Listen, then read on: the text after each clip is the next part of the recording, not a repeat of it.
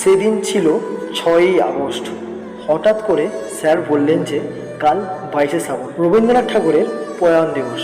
তার জন্য একটি ছবি আঁকতে হবে। তাই শুরু করে দিলাম আমার কাজ। চিত্রকলার মাধ্যমে বিশ্বকবির সেই রূপ আমার পেন্সিলের মাধ্যমে ফুটিয়ে তোলার চেষ্টা করলাম।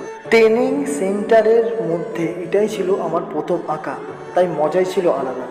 প্রথমে ভাবছিলাম স্যারেদের কি পছন্দ হবে। যাই হোক, নিজের সেরা দিয়ে ফুটিয়ে তোলার চেষ্টা করলাম বিশ্বকবির সেই রূপ। এই ছবি আঁকার পেছনে ঘন্টার পর ঘন্টা আমার সঙ্গে সাথ দিয়েছিল আমার বন্ধু কৌশিক।